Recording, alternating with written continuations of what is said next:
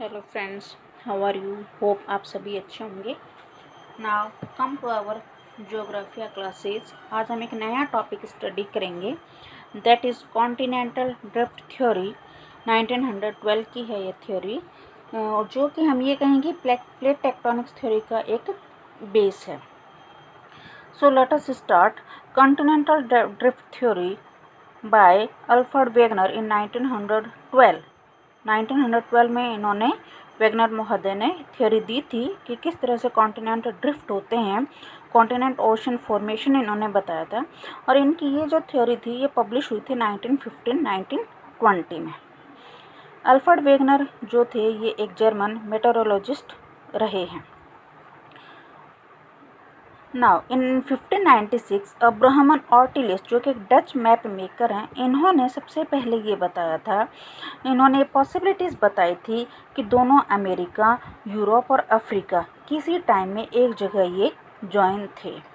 इन्हीं के इस आइडिया को देखते हुए एंटोनियो पेलेग्रिनी जो कि एक मैप ड्रॉ करने वाले हैं, उन्होंने जो इन दोनों कॉन्टिनेंट्स का एक मैप ड्रॉ किया और इन्होंने देखा कि दोनों अमेरिका, यूरोप और अफ्रीका एक जगह फिट हो जाते हैं, एक जगह ज्वाइन हो जाते हैं।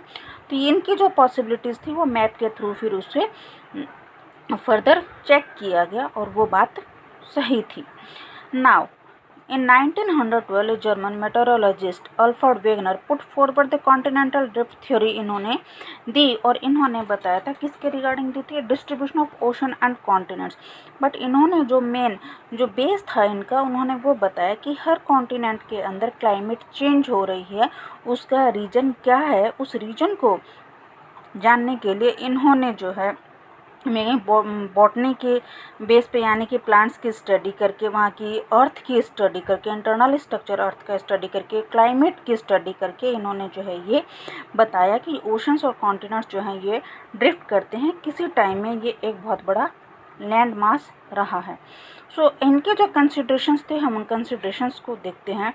इन्होंने कहा था कि जितने भी कॉन्टिनेंट्स हैं हमारे पास, जो 7 कॉन्टिनेंट्स हैं, वो किसी टाइम में एक सिंगल कॉन्टिनेंटल मास रहा है, और उसके बाहर जो था वो पूरा का पूरा क्या रहा है, ओशियन रहा है। तो जो सिंगल एक जो लैंड मास था, उन्होंने इसको क्या नाम दिया था, उन्होंने इसको नाम दिया था पेंजिया। ये एक लैंड मास है। इसके बाहर जो था पूरा का पूरा क्या था, एक मेगा ओशन, पूरा पानी था उसके बाहर, तो उसको इन्होंने नाम दिया था मेगा ओशन था। उसको इन्होंने टर्म दी थी, that is known as the Panthalassa. 200 millions years ago जो super continent Pangaea began to split. इन्होंने ये जो स्टडी की थी, इन्होंने ये बताया था कि कार्बोनिफेरस पीरियड के अंदर ये एक सिंगल लैंड मास था, पेंजिया जो था ये। ओके, उसके बाद में कार्बोनिफेरस पीरियड के एंड होते होते जो है ये पेंजिया के अंदर जो है स्प्लिट होना, ये टूटना शुरू हो गया था, ये जो एक सुपर कॉन्टिनेंट था। और ये सुपर कॉन्टिनेंट कौन है, पेंजिया है। सबसे पहले पेंजिया जो था वो 2 पार्ट्स के अंदर डिवाइड हुआ था, ये कार्बोनिफेरस पीरियड में हुआ था, जिसमें 2 पार्ट कौन से थे, एक लॉरेंशिया था जो कि नॉर्थ की ओर मूव कर गया, और दूसरा था गोंडवानालैंड जो कि नीचे की ओर मूव कर दिया था, यानी कि साउथ साइड में मूव किया, और लॉरेंशिया ने नॉर्थ साइड में मूव किया। दोनों मासेस के अंदर कॉन्टिन्यूटी के अंदर जो है ब्रेक होते रहे, स्मॉलर कॉन्टिनेंट्स बनते गए, जो कि आज हम प्रेजेंट पोजीशन देखते हैं। बट जुरासिक पीरियड के अंदर जो है गोंडवाना लैंड के अंदर दोबारा से टूटना जो है ये दोबारा शुरू हो गया है। यदि हम इनकी पिक्चर्स देखें किस टाइम पीरियड में किस पोजीशन पे थे हमारे कॉन्टिनेंट्स, तो हम बुक के थ्रू देखते हैं। ये जो पिक्चर्स दी हुई है, यहाँ पे कुछ कॉन्टिनेंट्स दिए हुए हैं हमें। ये टाइम है 540 मिलियन ईयर्स एगो। उस टाइम हमारा जो स्ट्रक्चर जो था, ये जो फ्री स्पेस है, वाटर बॉडीज है, ये हमारा लैंड मास है। ये छोटे छोटे टुकड़ों के अंदर बन गया, जिसमें कुछ आइलैंड्स भी हैं, कुछ कॉन्टिनेंट्स भी हैं। देन 420 मिलियन ईयर्स एगो पहले ये पोजीशन थी। अब हम देख रहे हैं कि इस पोजीशन में काफ़ी डिफरेंस है। इट मीन्स उनमें मूवमेंट तो हुआ है।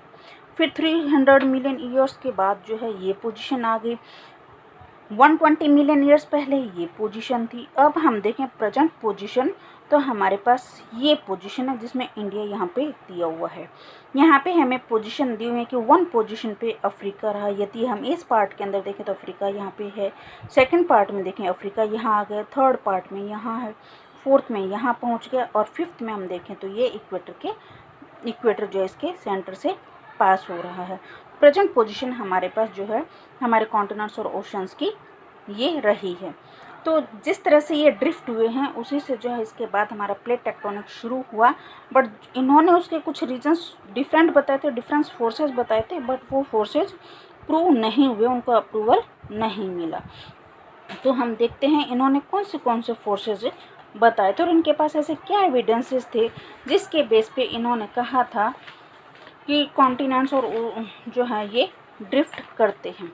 हालांकि ये सही नहीं था कि कॉन्टिनेंट्स ड्रिफ्ट करते हैं, बट प्लेट टेक्टोनिक्स की फर्दर स्टडी के अकॉर्डिंग जो है इसमें पता चला था कि कॉन्टिनेंट्स ड्रिफ्ट नहीं कर रहे हैं, बल्कि जिन प्लेट्स पे वो स्टेबल हैं वो प्लेट्स मूव कर रही हैं। Evidences in support of the continental drift.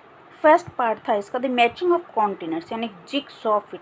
जिस तरह से हम कहें, जिस तरह से लॉक एंड की एक दूसरे में फिट हो जाते हैं, यदि वो लॉक वो की जो है सेम लॉक की है उसमें फिट हो जाएगी, किसी दूसरे लॉक की है तो उसमें फिट नहीं होगी। या फिर हम ये कहें कि जिस तरह से ये पेन है, इसका जो कैप है वो इसी पेन के अंदर सेट होगा, किसी और पेन में सेट नहीं होगा। तो इस तरह से जो हमारे कॉन्टिनेंट्स थे वो आपस में जो है फिक्स हो जाते हैं, जॉइन हो जाते हैं। यदि हम कॉन्टिनेंट्स की भी बात करें कि किस तरह से वो फिक्स होते हैं, तो जिस तरह से हम इसके अंदर देखें, यदि ये अफ्रीका को हम साउथ अमेरिका को यदि हम अफ्रीका के पास लेके जाते तो ये पोजीशन आके इसके अंदर फिट हो जाएगा। यदि हम इसको नॉर्थ अमेरिका, यूरोप, एशिया वाले पार्ट को यहाँ लाएंगे तो ये यहाँ पे फिक्स हो जाएगा। तो इस तरह से यदि हम इनको फिक्स करके देखें तो ये सारा जो लैंड पार्ट है ये एक जगह फिक्स हो जाता है। इट मीन्स मूवमेंट तो हुआ है, ड्रिफ्टिंग तो हुई है। फर्स्ट एविडेंस जो था इनका वही था। In 1964 Bullard presented a map to match the shorelines of Africa, South America facing each other under 1000 fathom line. Both the shorelines of Atlantic ocean fits best. दोनों जो है नॉर्थ अमेरिका, साउथ अमेरिका, इसके साथ में Europe और Africa, ये सब जो है एक दूसरे के अंदर फिट हो जाते हैं। इस तरह से जो इन्होंने एक मैप मैच करके जो इन्होंने प्रेजेंट किया था। सेकंड पार्ट है इसमें rocks of same age across the oceans. अब इन्होंने देखा कि जो रेडियोमेट्रिक मेथड जो है उसको यूज़ करके इन्होंने देखा कि जो ये रॉक्स हैं अटलांटिक ओशन के, ये जो है हमारे पास, ये तो पैसिफिक ओशन, ये अटलांटिक ओशन है। इन्होंने कहा जो इस साइड में जो रॉक्स हैं, जो इस साइड में जो रॉक्स हैं, दोनों ही रॉक्स जो हैं सिमिलर हैं, उनकी नेचर जो है सिमिलर है, वो सेम ही टाइम पीरियड के हैं। The belt of ancient rocks of 2000 million years from Brazil coast matches with the Western African coast से जो है मैच करता है। जो मैरीन डिपोजिट्स वहाँ पे देखे along the coastline of Atlantic Ocean, तो वो भी उनको सेम ही मिली कि दोनों ही जो हैं जो मैरीन डिपोजिट्स हैं वो जुरासिक एज के हैं। देन नेक्स्ट पार्ट आता है इसमें टिलाइट। टिलाइट क्या है? टिलाइट होता है एक सेडिमेंट्री रॉक्स होते हैं ये, जो कि ग्लेशियर के डिपोजिशन से बनते हैं। Gondwana system of sediments were found in 6 different land mass. Gondwana जो था, जब स्टार्टिंग में हमने बताया कि 2 पार्ट में जो पेंजा का डिवीजन हुआ, वन लॉरेंशिया जो कि नॉर्थ की ओर मूव करिया, सेकंड गोंडवाना जो कि साउथ की ओर मूव किया। तो ये जो गोंडवाना लैंड सिस्टम था हमारे, इसके अंदर टोटल 6 लैंड मासेस थे, जिसके अंदर 6 लैंड मासेज वो थे Africa, Falkland, Madagascar, Antarctica, Australia, और जिसमें इंडिया भी इंक्लूड है। ये जो है 6 लैंड मासेज गोंडवाना सिस्टम में आते हैं। इस पे क्वेश्चन पुटअप किया गया है। 140 मिलियन ईयर्स बिफोर इंडिया जो था, इसकी जो पोजीशन थी हमारी कंट्री इंडिया की, वो आज से 140 मिलियन ईयर्स पहले जो थी वो 50 डिग्री साउथ लैटिट्यूड पे लोकेशन था। और अब हम देखें तो ये नॉर्थ ईस्ट हेमिस्फीयर में लोकेशन है। Then comes to the placer deposits. Placer deposits आएगा इसके अंदर कि जो घाना कोस्ट है वहाँ पे ऐसे कोई रॉक्स नहीं मिले हैं जिसमें से कि मतलब ये देखा जाए कि वहाँ पे जो है गोल्ड माइंस होंगी। बट यदि हम यहाँ पे देखें तो जो ब्राज़ील प्लेट्यू है, ओके, उसकी जो वेन्स हैं और जो घाना की जो वेन्स हैं जहाँ से जो है ये इसको गोल्ड माइंस जो मिले या गोल्ड की जो हम वेंस बताएं वहाँ पे जो, या गोल्ड डिपॉजिट्स हम बोलें तो वो सिमिलर हैं। बट इस तरह के जो ब्राज़ील के अंदर जो रॉक्स मिले हैं जिनसे कि गोल्ड डिपोजिशन के जो हमें कुछ फैक्ट्स मिले हैं, इस तरह के रॉक्स जो घाना कोस्ट में नहीं है, बट हम ये कहें कि वेंस वहाँ पे हैं इस तरह से। तो ये लगा ऐसा है कि घाना जो है ये किसी टाइम में ब्राज़ील के साथ में जॉइन था, उसके साइड बाय साइड इसका लोकेशन था। नेक्स्ट हम इसमें देखें तो ये आएगा डिस्ट्रीब्यूशन ऑफ फोसिल्स। फोसिल्स तो फर्स्ट हमें ये पता होगा कि फोसिल्स कहते हैं। फोसिल जो होते हैं वो डेड डिकेइंग मैटर होते हैं, प्लांट्स और एनिमल्स के, लिविंग बींग्स के जो मिलियन ऑफ ईयर्स पहले जो है अंडर अर्थ सरफेस दब चुके हैं, जिनके अब हम देखें तो अभी भी उनकी स्टडी की जा रही है।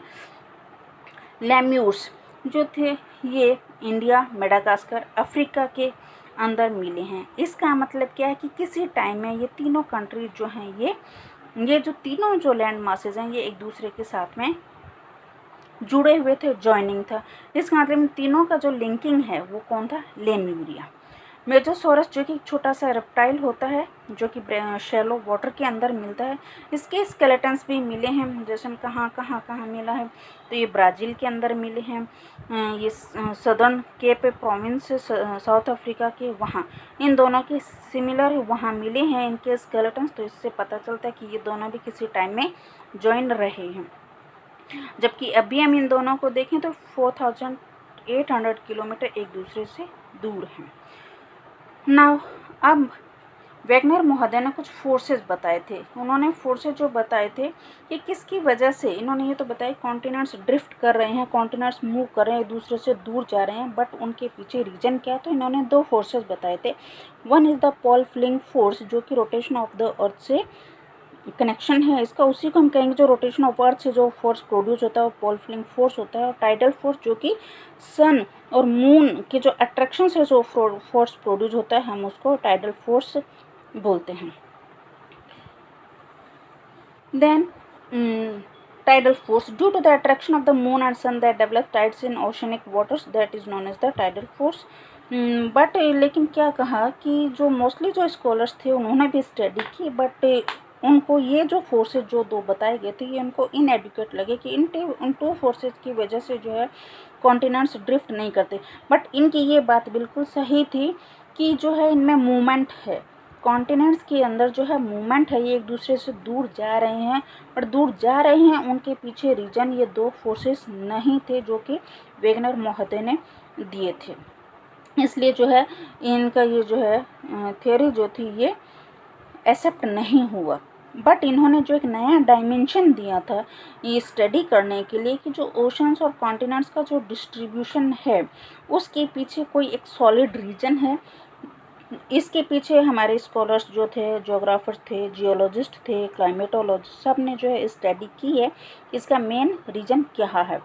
कन्वेक्शनल करंट थ्योरी 1930 बाय अर्थर हम्स महोदय ने दिया। और इन्होंने इस तरह से बताया था कि जो अर्थ की जो 3 लेयर्स होती हैं, क्रस्ट, मेंटल, कोर, तो इन्होंने कहा कि जो मेंटल पार्ट है उसके अंदर कुछ रेडियो एक्टिव मटीरियल्स या एलिमेंट्स हैं जिसके कारण थर्मल डिफरेंस प्रोड्यूस होता है और उससे जो कन्वेक्शन करंट प्रोड्यूस होता है और उसकी वजह से जो है प्लेट्स मूव करती हैं। इन्होंने कुछ इस तरह से बताया था और इसी के बेस पे जो कॉन्टिनेंटल थ्योरी जो ये एक्सेप्ट नहीं की गई थी, इसको डिस्कार्डेड कर दिया गया था।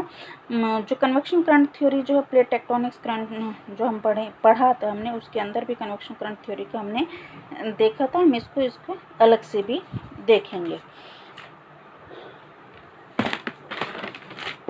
ना। कुछ MCQs हैं फॉर सेल्फ असेसमेंट के लिए। Who amongst the following was the first to consider the possibility of Europe, Asia, Africa and America having been located side by side? ऐसी पॉसिबिलिटी किन्होंने बताई थी कि 2 अमेरिकाज, अफ्रीका, यूरोप एक दूसरे के साथ में किसी टाइम में ज्वाइन थे। तो इस तरह की बात जो है ये बताई थी कि इन्होंने Alfred Wegener, Abraham Ortelius, Antonio Pellegrini और एडमंड हिस्की इन्होंने बताया था। तो इसका करेक्ट आंसर क्या होगा? अब्राहम ऑर्टिलियस ने। पोलर फ्लिंग फोर्स जो है दैट इज रिलेटेड टू, किससे रिलेट करता है? Gravitation, revolution of the earth, tides and rotation of the earth. So the correct answer is rotation of the earth. The forces suggested by Wegener for the movement of the continents, कौन से दो force उन्होंने suggest किए थे? Friction force, collision force, fling force, tidal force, both C and D. उन्होंने 2 forces बताए थे, दोनों फोर्सेस कौन से थे? Fling force and tidal force. Pole fling force that is related to the rotation of the earth. The correct answer is both C and D. Alfred Wegener was a, कौन थे Alfred Wegener? ये एक German के कौन थे? मेटेरोलॉजिस्ट रहे हैं। Alfred Wegener कहाँ से बिलोंग करते हैं? France, Britain, Greek, German. ये हमने मैनिफेस्ट ही क्वेश्चन में बताया, that is he belongs from German. Mesosaurus was a plant, bird, reptile and none. तो मेजोसोरस जो एक बहुत ही छोटा सा क्या होता है? रेप्टाइल, रेप्टिलियन ग्रुप में आता है, रेप्टाइल होता है। Dash draw a map showing the 3 continents together, namely America, Africa and Europe and Africa.